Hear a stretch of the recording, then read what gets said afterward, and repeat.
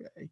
Welcome to the latest edition of the First Day Kopites podcast. It's the first of the new year, so we're going to spend quite a bit of time today reflecting back on 2019 as a whole. We'll maybe mention Newcastle, and we'll look ahead to 2020, maybe pick up a couple of other talking points along the way. Today's special guest is Linger from San Francisco. Thanks for joining us once again. Happy New Year. Happy New Year. Also got Daz and Hytham. Good to see you both. Glad we made it to another year after last year.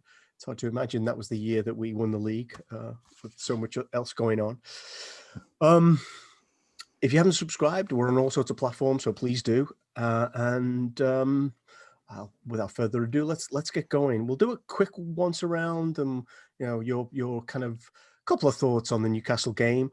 And I'll preface this, and I'll go to you first, Linger, as primary guest, but I'll preface this with I'm still struck by certain people's negative comments about our midfield, and if Sean's ears are burning as he listens to this, I mean you. I actually thought that they did a reasonable job in the circumstances. I thought it was pretty exciting to see Thiago for I don't know however many minutes he was on the field. Wow. Yeah. So I'm not trying to direct you to just talk about the midfield, but I did want to kind of make that reference up front. What did you make of it? Yeah, I think to respond to what you're saying, and we were chatting a little bit before the pod started, but I don't know. I understand the criticism of our midfield a little bit, but there's also the reality of, but what is our team right now? I just don't think we can be as daring and adventurous without the best defender in the world, or another great defender, Joe Gomez, or with Matip, sometimes in existence and often not. So I do find myself getting more frustrated with these games where we're grinding out draws or grinding out wins. Because I'm like, no, we're so much more exciting than this. But you can't really hold it against anyone because it feels a bit like it's the hand we've been dealt. That said, that hand just has some fancy nail polish or whatever, because Thiago, for his 18 minutes, incredible, just looked great. And I had no idea why he was injured for so long. I'm blaming Everton, but I'm not sure what the reason is. But he looked incredible. And I do think that will be the sort of spike of energy that we need. And I think that Hendo can sit back a little bit more, and he's trying to do everything. Of course, everyone's trying to do everything, but I think Thiago is going to open things up in our midfield, and I expect us to look a little more familiar soon. What do you think? Very soon would be nice, obviously. Yeah. So your few thoughts. First of all, I didn't say thank you for my new T-shirt from Daz, which he sent me with the First Day Coffee. I want one. Well, the man's there. Send him an email. Right. So Daz, your take on it. I mean, clearly, one school of thought is that the front three is misfired for most of the last couple of months, and the only exception is the Crystal Palace game. What's your? You can talk about the garbage midfield, of course, if you want, but no, actually, I'm going to channel Ben, and right after it happened, the frustration was there. It's like, again, this felt like drop points against really a shitty team that deserved to be put to the sword. And how many times did you hear it's like, oh, the only team that has failed that hasn't not scored a goal so far as Liverpool? I'm like, please stop saying that. Please stop saying that. Please stop saying that. Because it's the commentator's curse. Look, a couple of things. Carl Darlow, which is always also makes me laugh every time that the commentator said his name, they said his full name. And every time they said it, I looked around, looked for a dragon or a White Walker. I'm like, it sounds like something like Game of Thrones. It's Carl Darlow. He played like a Carl Darlow. Like, he played standing on his head. There's any other day, Mo should have had two. The one that he gets his mitt on when he goes to Darlow's right. There was the one that he completely fluffed his lines on when he was one-on-one. Any other day, that's 2 goals. And I honestly think that we did enough in that game to come out 2, 3, maybe even 4 goals to the good. Carl Darlow, Doc Octopus, Mane on the line there, and not a word was said. And should we tangent on this? Like, it angers me that there's nothing that's ever said about this. If this was somebody else, there'd be murder. There'd be absolute. I don't think the pundits really mentioned it. I've seen some angry tweets about it. But other than that, it seems to be consigned to that, like it's just the Scousers having a whinge again. I'm like, that's absolutely stopping a goal scoring opportunity. So we can definitely pivot to that when we talk about kind of the season, because I think there's a pattern. It's not just that one incident. But I should share with you one of my friends who was actually at the West Brom game, one of the 1500 on the Kop. He's convinced that the Premier League has decided to employ a handicapping system this season now, and they just haven't shared it with us yet. And the handicapping system involves basically in kind of taking goals away from Liverpool and giving decisions for other people, so it's fairer than it was last year. Well, it's the holiday season too. Yeah. Give from the rich and take from the rich and give to the poor. Bernie Sanders, man, redistribution of wealth. So I was saying this to my dad as well. It actually feels a little bit like Fergie's United, just the number of ridiculous calls, the amount of time that's added after games, depending on where the situation was, having a penalty brought back and taken after the final whistle. It feels very much like Fergie's calling it in for United again. But anyway, back to the game itself, and it was a heck of a tangent there, but I honestly think that we did enough. And how many games did we kind of quote unquote burgle last year like that, where we just weren't getting the points? This year, the cookie just hasn't crumbled that way. I think about Fulham, for the want of a better shot by Henderson, that game finishes 2-1. For the want of a better refereeing decision, where what's his face was pulling Fabinho's eyes out of his skull for their headed goal. Yep. We've got a 1-0 victory there. So it swings and roundabouts. There's a lot of games left in the season, and you've seen enough lead changes, and I think we said this last week. The way that the league table is shaping up now looks very much like a mid 80s table, where it's just no clear winner just yet, and it's up and it's down, and it's exciting. And I think we said this last week as well, but as a Liverpool fan, like you start to get those jitters, like, oh, God damn it, here we go again. We take 450 shots on goal. They take one and it hits someone in the back of the head and goes in. And that's kind of what the last 3 games have felt like. So I think that's a lot of muscle memory for some of these quote unquote top Reds that are saying it's absolute garbage. And look, we haven't been our best, and we weren't our best but we did enough to get past the dross that is Newcastle. Yeah. And it didn't work out for us. We'll dust ourselves down. We play Southampton tomorrow at the time of recording. So we literally go again. And with Thiago Sploosh coming back, I think that we're going to have more creativity, which we've definitely been lacking. One of the first balls that he put out was like that diagonal, that little clip diagonal. And Gino was like, finished his ham sandwich, crossword, the Sunday edition. And he's like, he had all kinds of time and space around him just from like a visionary ball that I think the rep guys talked about this too. Hendo does stuff like that too. Shaq can also do stuff like that. So we've got some creativity coming back in. Whereas, and I hope we're braver. And I said this many, many times to my dad while we were watching the game. I was like, we just need to be a little bit braver. Guys were making 2 or 3 great runs. And all it took was a little clip ball over the top. And we stopped, recycled, passed it sideways, went backwards and sideways again. And if we would just be a little bit braver. I understand why we're not. We've got 2 central defenders that really aren't central defenders. Well, they are, but not the best that are on offer. But there's a lot of football left. Guys are coming back now, and I think that we're going to be a better and more efficient team moving forward. Yeah. So James Pearce described the attack as sputtering, which I thought was it sputtering or spluttering? Either way, it didn't sound good. I thought he was paid to write good things about our team. Anyway, Newcastle. Final word on the Newcastle game.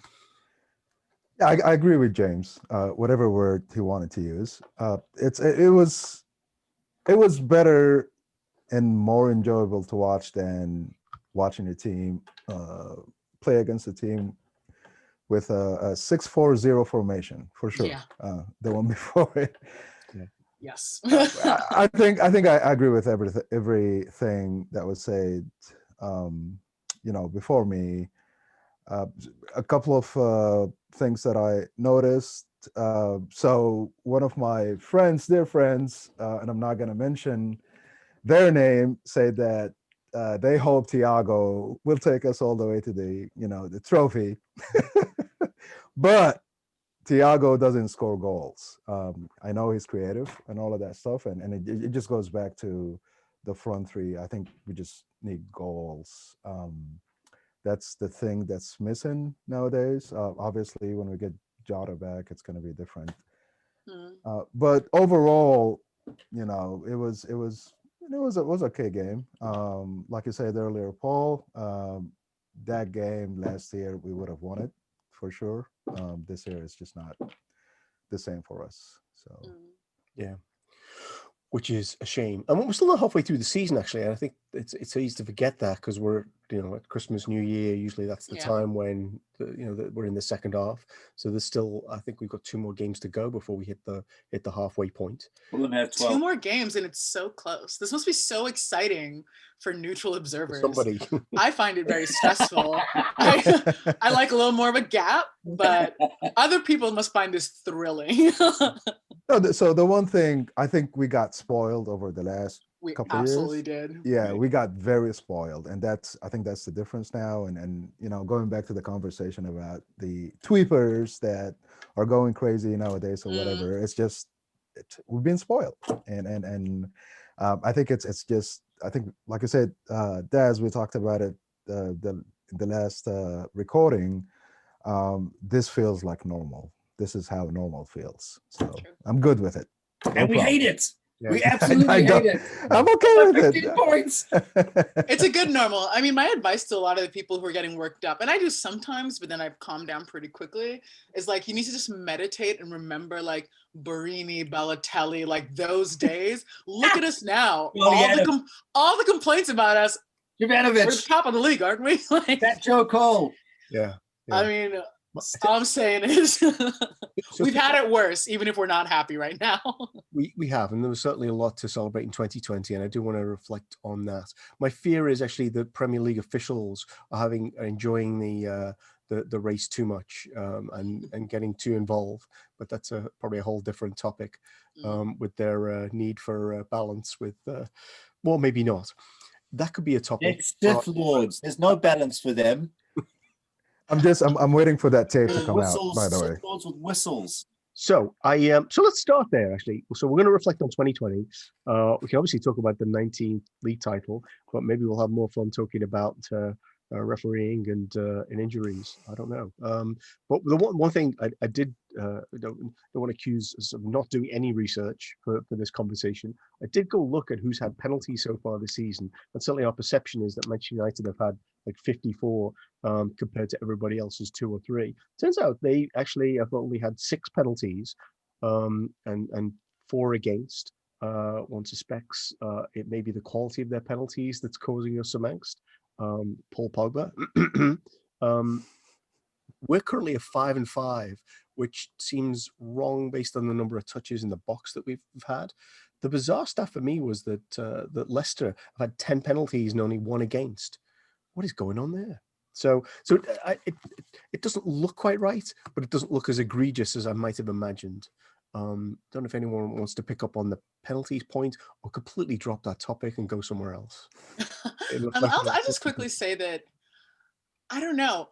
It's hard because sometimes it either feels like I have to be conspiracy theorist or everyone is so inadequate at refereeing. And it just feels like sometimes it's one or the two, because even if isn't there the stat that in Ole's shorter time at United, he's had infinitely, like he's had 2 fewer penalties than Klopp in his whole time at Liverpool, right? And I know it's a bit apples and oranges, but even if it's not about United, which is fine, we can trash talk them any other time.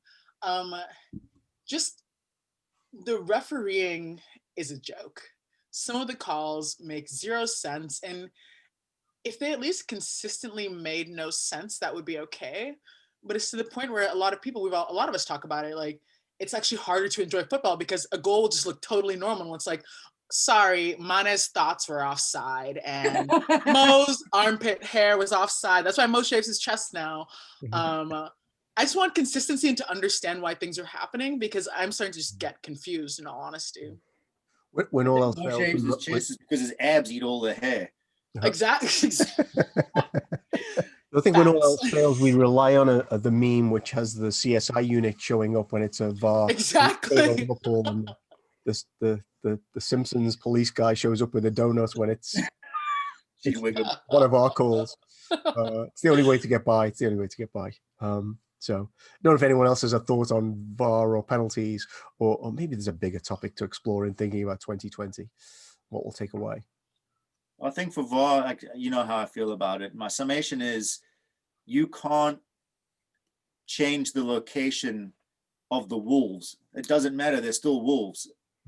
They're in sheep's clothing. I'll label the analogy, I guess, but you've just put them in Stockley Park. It's still the same Muppets making terrible decisions away from the scene. And until you radically change who's making those determinations, and in my estimation, for whatever it's worth, I think if you brought in an international bunch of referees, and that's all they do is scrutinize footage to the letter of the law, instead of having actual match day officials, you have people, what's that guy, Dr. Joe or something, like, don't they have him on ESPN every time there's a spurious call? They go to Dr. Joe on the field about what the potential ramifications is. Yeah, it's kind of, I know that I'm being a little, I know I'm being like potentially a little bit ridiculous with it, but something of that ilk. Like you get some dude from Serbia that like knows that the rule book backwards and forwards and says that's egregious, that's offsides. Put him in the box. Don't let Kavanaugh in there who's like grinding his axe in there like no one can. Allegedly. Allegedly. I could smell the sparks from both of them. It's the officiating has to change. And I don't even think that's open to interpretation. Like any fan of any Twitter group that you see says exactly the same thing. It's like, it's just the level of officiating is substandard, and it's getting worse. I did not see a lot this weekend, but I did see the game where Manchester United committed 20 fouls and only picked up 3 yellow cards. And then I saw the clip from the Tottenham game where Matt Doherty got a red card for a challenge that I personally didn't think was any worse than the like 5 of the 20 Man United challenges. It was just not about us, just about please some consistency. I think that's the biggest part that's lacking in all of this is one day a handball is not a handball, one day an offsides is not an offside. That's there's no parity, there's no consistency, and right. There's no real transparency either. So you take, for example, like, have we heard any reason as to why Fulham gets to sit down for 2 games? Or, well, I guess we understand why it's a global pandemic, but is there going to be any fallout from this? Like, I mean, like if you guys are breaking rules, and it seems that you are, then there should be some sort of penalty for that, because not only are you jeopardizing your players, your staff, their families, you're jeopardizing other players of other teams, their staff, their families, and then you're creating a congestion at the end of the season, which isn't fair for those teams that have to make up those games. Say, for example, Fulham's playing Manchester United. Manchester United's 2 games, 2 points from a win, but they have to play 3 games in a week now because to make up for that shortfall. That's going to impact them directly too. Yeah. And I think we said this last week, right? About like, why was there was no ultimate plan for this? Like, you're just like, everything's going to be fine. We'll just go on with business as usual, but you don't have there's no recourse. You don't have any fallback. So I'm guessing they're just hoping that Man United gets knocked out the Europa League. They'll be able to play Fulham in one of those European midweek slots. There'll be no issue.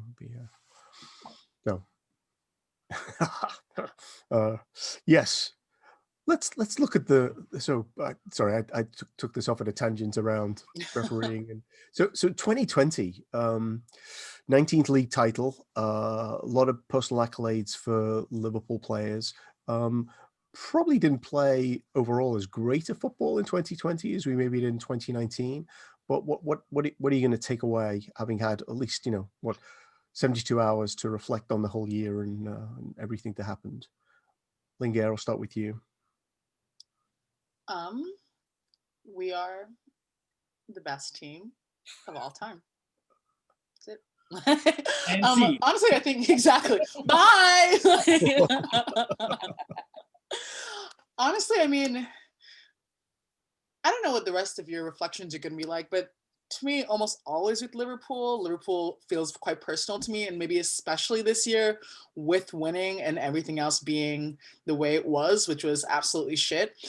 In the year of 2020, we hadn't played our best football, but I mean, we had beasted so much in 2019 that it didn't end up mattering as much, and we still played okay. But I guess for me, my takeaways from the year are almost the necessary reminder in some ways of how much I love football or need Liverpool, because off the pitch, and I've talked about this a little bit as well, but just like the yoga videos and the different ways we saw them reaching out to support people in communities and things like that, I think it was just another reminder of how much the team means to me. And then to talk about, you know, the big thing, Mane is amazing, but the second biggest thing, which is we won. I am 30, so I had never seen my team win the league. And it was really incredible. I think that's something that's going to be really special to me for a ton of reasons. And also, anyone who's watching right now, if you're watching the Chelsea City game, you maybe saw a tall Gambian jump out of her seat on NBC, on Sky, on all these things. And it was me. So I like that I'm kind of memorialized in all of these different things. And yeah, I don't know. I think in a bad year of the world and an only okay year of how we played football, we were incredible. Mm-hmm. I'm really happy about it. To be clear, that was the game where we won the league, not the game that happened this weekend. I was thinking, you do not need to watch the game where we won the league. right. By sitting at whatever outdoor cafe or bar they were all at. The Formby Hall Hotel, I believe. Awesome. Yeah. So 2020, yeah, plenty of things. One thing I saw this week, I mean, there always seems to be a story about how kind of Jordan Henderson is, just make him sound such a sound bloke. There was kind of one more of those this week. He clearly has kind of left the year with, you know, a lot of credit in the bank. Some other players, not so much. And I'll probably, before we're done, quote some stats around Naby Keita, for example. But so I'll teed you up to talk about them. You don't have to, Daz. I've spoken enough. I'm gonna punt to Hytham, my man. So to answer or just comment on what you just said, Paul, I think Keita, looking at his stats, the short amount of times that he plays, they're great, they're wonderful, but there's no continuity, and I think the lack of continuity is what makes your average fan question, you know, his durability and whether he is world class or he's even deserving of playing for the team, and that's the issue. I think Keita is great, and I think it's just a matter of luck when it comes to him. So I definitely don't question, you know, his desire or his quality and all of that stuff. And you know, I think it's just like Surridge before him, and now it's happening to Matip too. So that's what it is. His grade, and you can see his quality every time he steps on the field, even, you know, after he comes off of a long injury. So I think just one thing, because I think you're making a really important point about, like, because I think people conflate the injuries with a lack of quality, and they'll say, well, he's never really done anything for us. And I think that's the thing I have trouble with, because the stats that I shared with you guys before from 2020 are he was on the field actually quite a lot of time, surprisingly, and that he was 5th on the list of interceptions per 1,000 touches, and he was at 5.85. Kante was first in the list with 6.02, and apparently Kante walks on water, although you may not think that after watching him today playing in City. But I mean, but it's 2021 now. He's obviously suffering a drop. But so you know, there's more stats. You know, is tackling per 1,000 touches is in the top 10 in the league. So I think that's the thing I struggle with. The injuries conflating with he's never done anything for us and he's not that good, because I disagree with both of those things. If I can interject really quickly, when he was getting a bit of a run, I saw there was like a real like nascent almost preternatural understanding between him and Salah. They really played well together and vibed with one another really well. It's sad that we just didn't get to see that develop and grow because just beset by injuries. Sorry, Hatham, I didn't mean to interrupt us. No, that's fine. So, I mean, even watching him towards the end of last season, I think that he was getting to his best. I remember he scored a couple of goals, after the restart. So it was a joy to watch him. But just going back to your question, just about 2020 in general, I mean, for me personally, the only time that I could spend watching, for example, a tournament or a football spectacle was like something like the World Cup or the Euros. But this past season, just because of the pandemic and the fact that I was home, I was able to actually watch it like it was the World Cup, and I tremendously enjoyed it. I'm not sure if I'm going to be able to do that again, but to me, that's the highlight, or one of the highlights of 2020.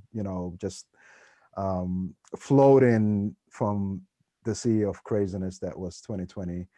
The other piece was just watching a lot of our players win all kinds of global trophies. Best football player in the world, Van Dijk, FIFA player of the world, the coach too. That was great to watch, and it's just a testament to how we've been performing the past couple of years.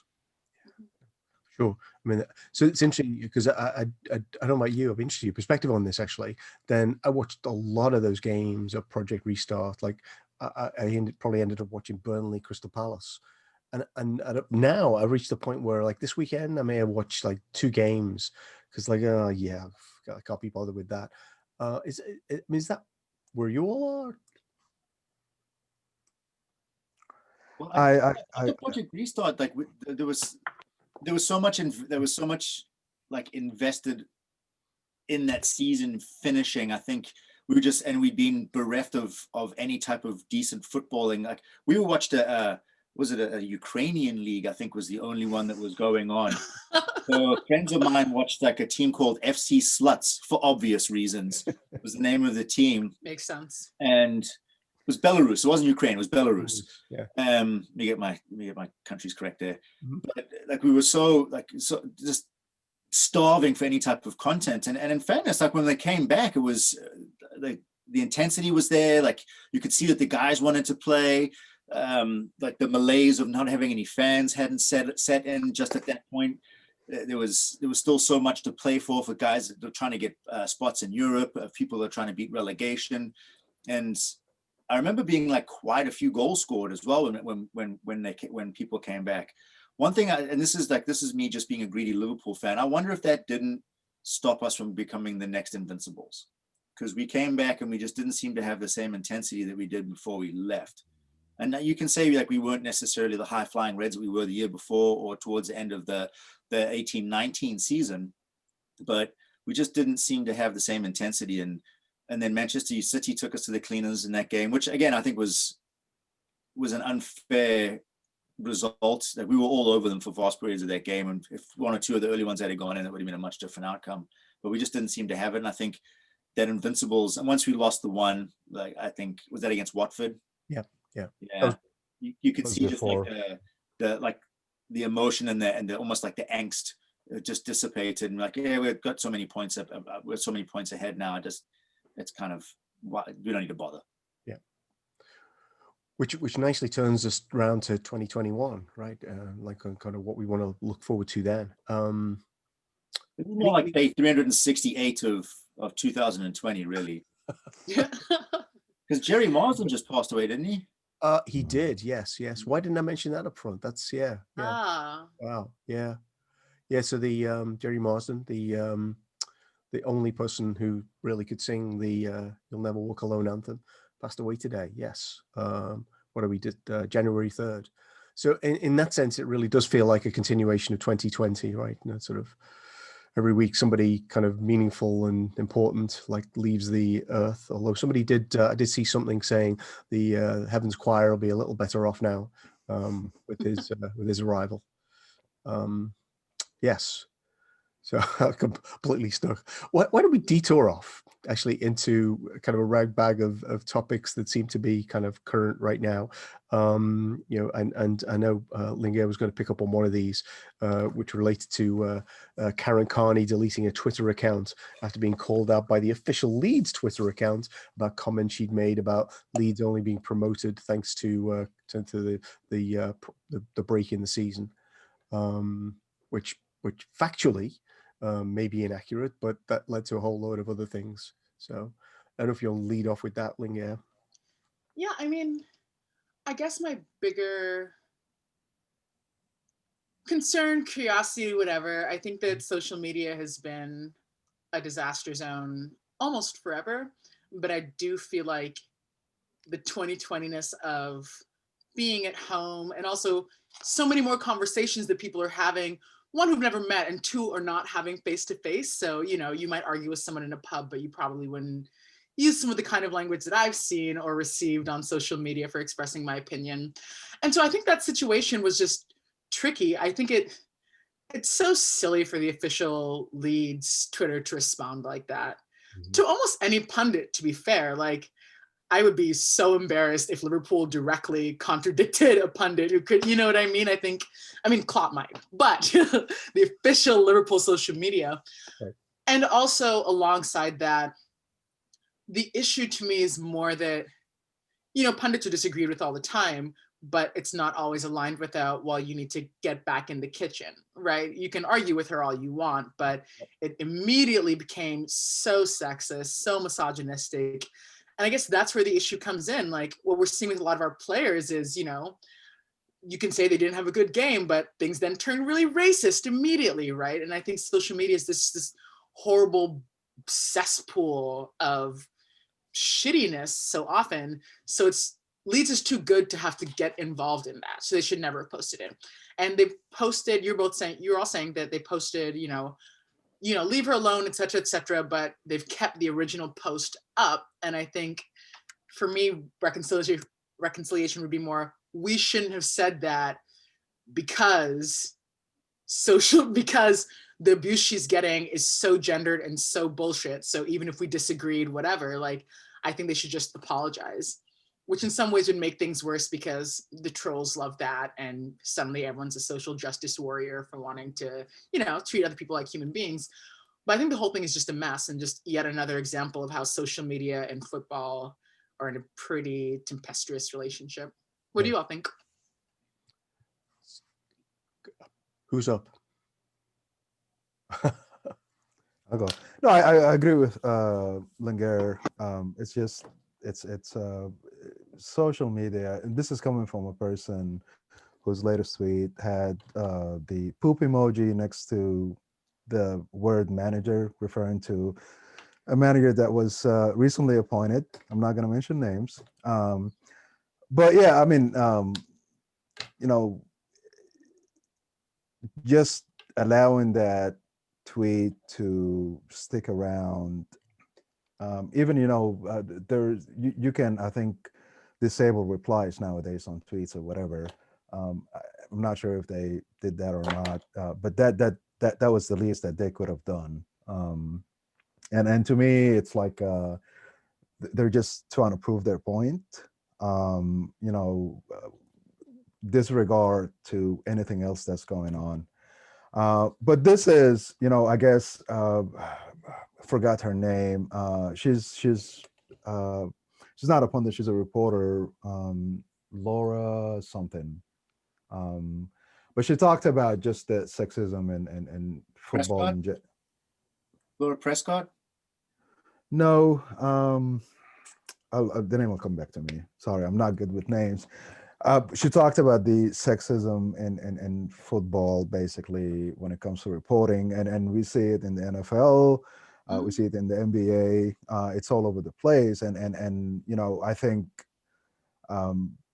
we mentioned earlier, it's probably, you know, a person in their 20s who has control over that account, and I think, you know, this should go up to the hierarchy of all the clubs. Basically, hey, before you send something out, you know, pass it by this committee or by whoever, just to make sure, you know, it's not it's not misogynistic, it's not racist, it's whatever. Instead of going back and apologizing or saying something, to kind of make up for what was done.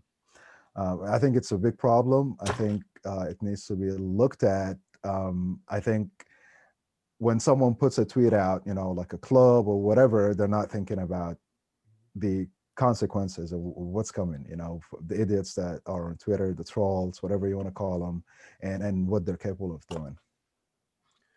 I do think it's interesting that the stay-at-home thing, like, is the Twitter account person like at home on his own figuring stuff out? Because I suspect he is, and there's certain subjects, and I think I think I will admit to my own blind spots about certain things.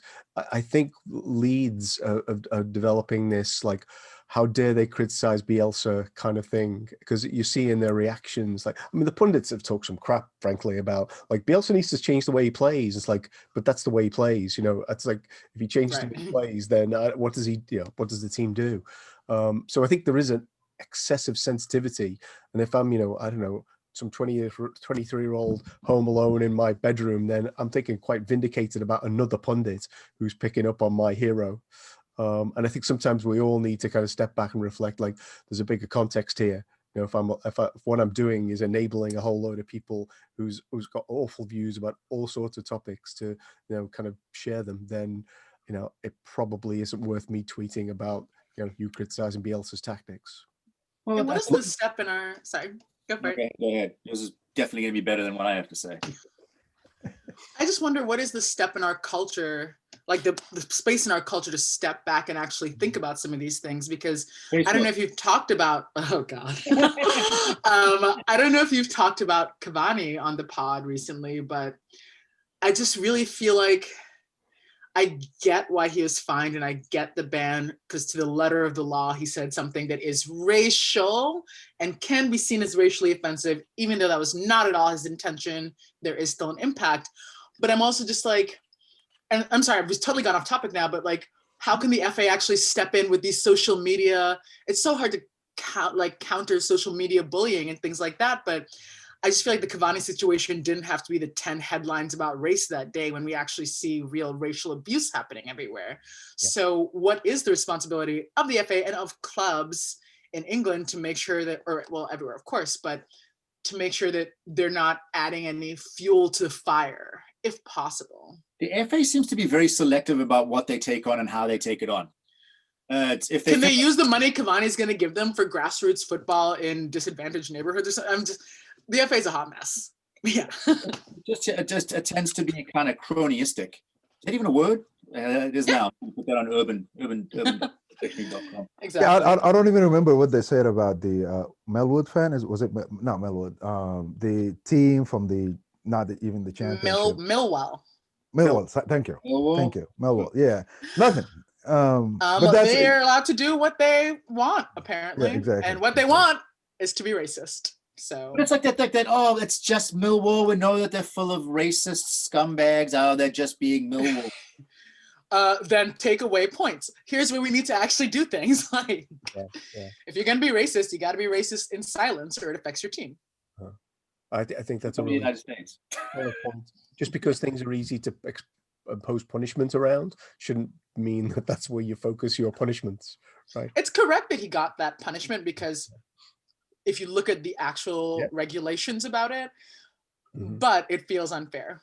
And this from someone who only wants the worst for United, that feels unfair, because it's so opposite of his intention and a context, right? That's what I'm talking about, the space to think about context before we do things. Yeah. But then what he should have gotten a red card for was choking Yerry Mina. Exactly. Where's that? But the referee saw it, and it wasn't that serious. Again, letter of the law is he grabbed a casual choking. Don't worry, not serious. By the way, Laura Wood is the reporter that I was talking about. Okay. All right. Wow. So that's probably the most meaningful conversation we had in a while on our podcast. We always have it when Lingo comes on. Like the rest of us is like. Well, I'm just like, I'm not that interested in tactics, but what about race and identity? This is good. I feel like moving to our next topic feels almost trivial now, which is Take it easy, guys. going to round it off, and you can do this two ways. We'll getting back to the Reds now that we've helped people think through their sort of how things get represented on Twitter. I'm not sure if actually, truthfully, if we made a difference to how one person tweeted, I feel like we would maybe have achieved something. I wonder how many. Honestly. I'd love to poll the players to find out exactly how many times they've written a tweet that essentially says, you. There's like a long string of messages to all the people that they don't like or that are slagging them off, and then they're like, no, well, it was a tough loss today. We'll come back stronger. That's just they're sending that to the group WhatsApp. Yeah. They're sending that to their friends, like. And then Robbo's drinking, like, nah, you should send that. Oh, by the way, I mean, I guess we never got into this, but my player of ours for 2020 is definitely Robbo. In terms of just like last season, of course, but this season, I'm honestly worried he's going to run his feet off.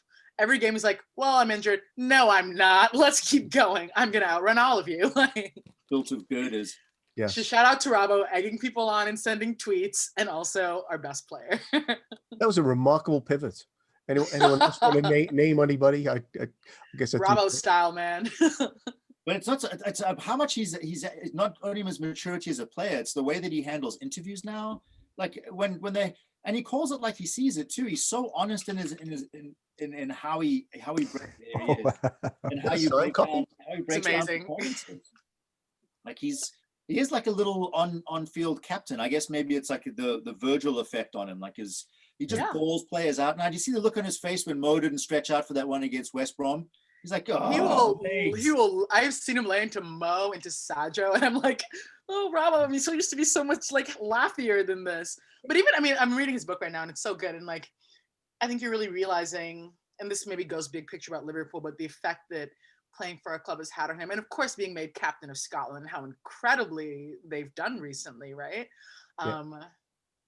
Anyways, Robbo's great. Paul, what did you actually want us to talk about? My favorite thing about Robbo is like was when I think Sadio was handing out the FIFA games to all the players. Remember that? There was I think it was last season or the season before, and he catches Robbo in the pool, and so as he opens the door, he's singing, "Oh, Mane, Mane," and he says, "Oh, Robbo, you played yesterday." Wait, no, it was when Mane got back. He got back. I was actually going to bring that up. It's when Mane got back from African Cup of Nations. And I just love their dynamic, and he talks about him a bunch. He's like, yeah, we really like roast each other a lot, and it's funny because I think when you watch a lot with the team or read some of what they write, I do think that a lot of the British players stick together, or the more Western players or whatever. I feel like they talk about each other more, they hang out more, which is fair, but I love the Robbo Mane like bromance.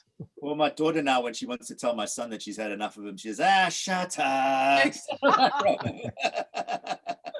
I just love Mane walking in like, you played very bad. It was amazing.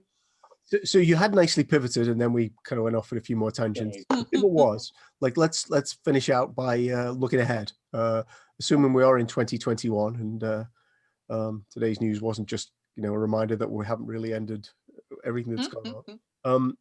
I mean, either perspective on what you're looking forward to in the game tomorrow. We're recording this day before we play Southampton away, or kind of longer term. We've got a few big games this month already with United on the 17th, which I'm sure we'll talk about in more detail.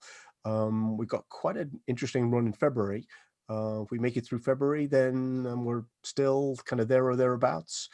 They look like the kind of games we should win, he says, thinking about the recent run of games right. like we should win.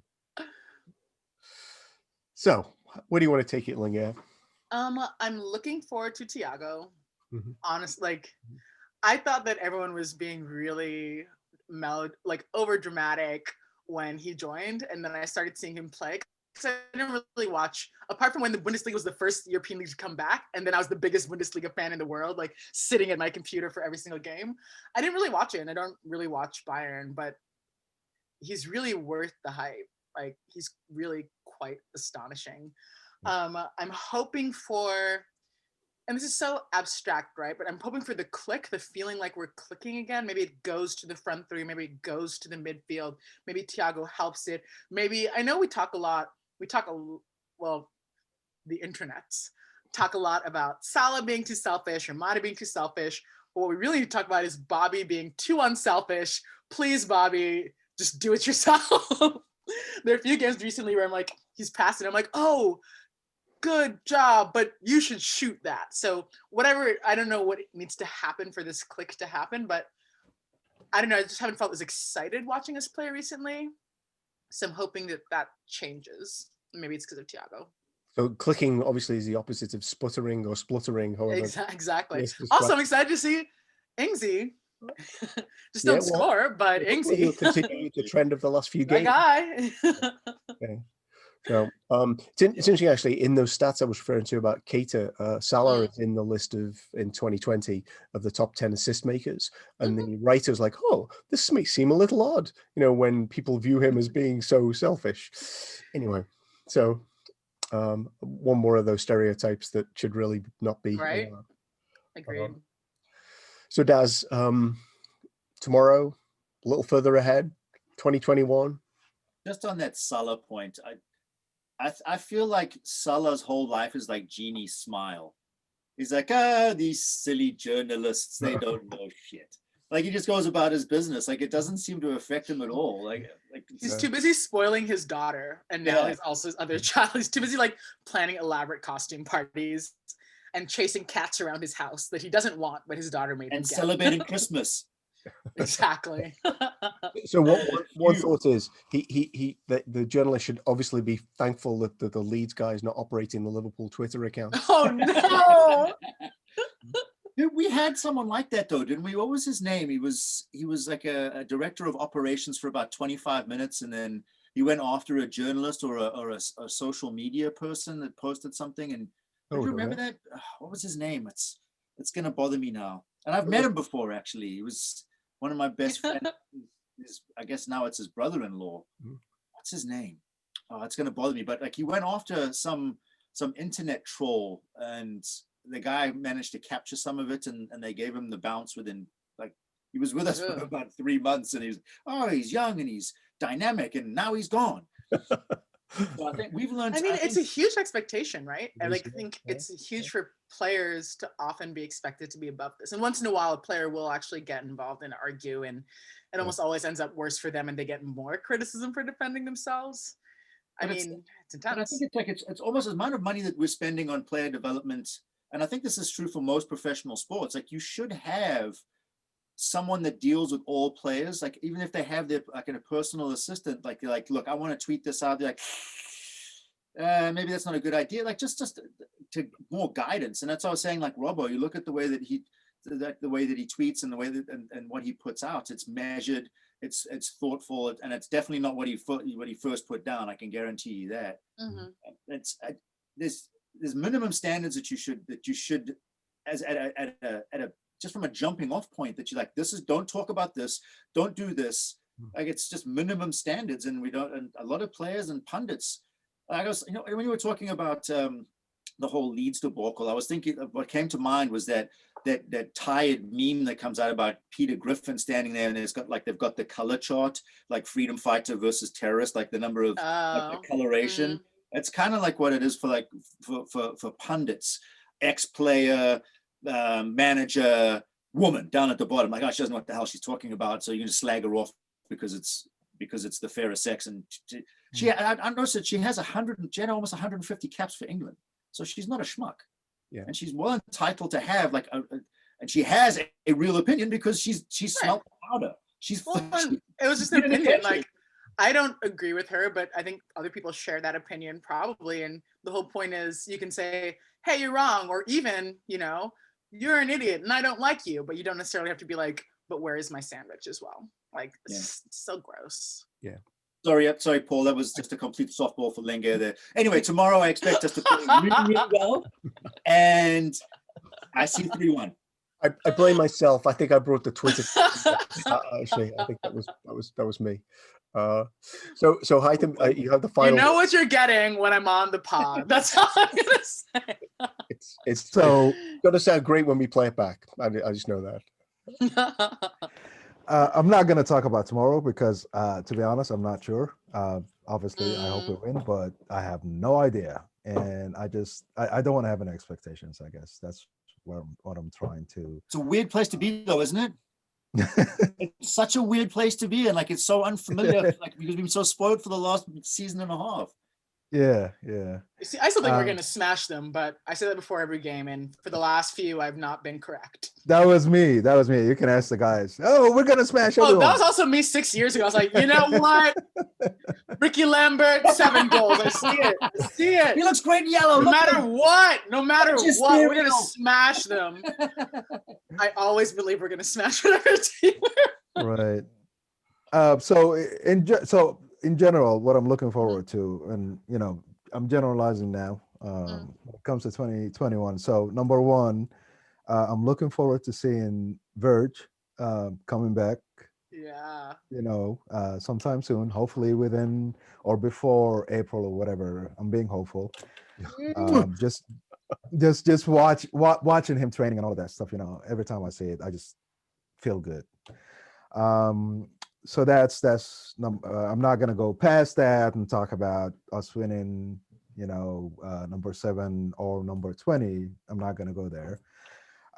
The second thing that I'm looking forward to watching is the slow death of the hippity-hoppity penalty taken. I think that's dying. It started dying actually late this past year. 2020, and now I see it, and I actually attributed the slow death to Allison. I think he helped with that when he saved that penalty from Jorginho, I believe.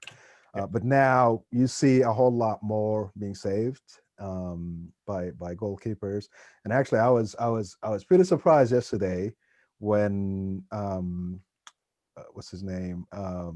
Fernandez, was it? Fernandez, he did not even try it. He just went straight, hit it, and it went in. So that was although it was displeasing to see a Man United player score, but the fact that he did not do it, I was pleased with that. I think we should encourage referees not to give penalties to teams with hippity-hoppity penalty takers. I know. There should be a little guidebook. This is because hippity-hoppity penalty takers. It should be. I think it should be disallowed. It should be, because they have so many regulations when it comes to goalies. You can't do this. You can't move. You can't go past this line or whatever. Yeah. To be fair, they should do the same thing for the penalty takers. But you probably those see that's penalties are why so people are stopping the obnoxious. hipping and the scarf. The reason that they did that was to get the goalkeepers to bite early. Now goalkeepers are not allowed to bite early or come off their line, so like it actually might benefit the goalkeepers more. So I don't know, just an idea, because well, Allison. He's caused, like, Maupay missed the goal entirely, as did Kevin De Bruyne. Like, he must look about 5 foot wider than he actually is when the guy puts a ball down on the spot. Like, he has those arms like those guys selling you coke on the side of the road. Wacky waving inflatable arms flailing 2 men. Yep, well, there you go. Texas, cause. I think Listen. I do think people believe his penalty saving record's better than it probably is, but that's another story. So why don't we wind up this week's episode? Lingeer, thank you so much for joining us. Hytham, Daz, always great to see you. Finally, I'd say, it wasn't Klopp's first game at Southampton a 6-1 win with a Divock Origi hat-trick? Now there's a thought. I'm going to end on that. Thank you very much. Money.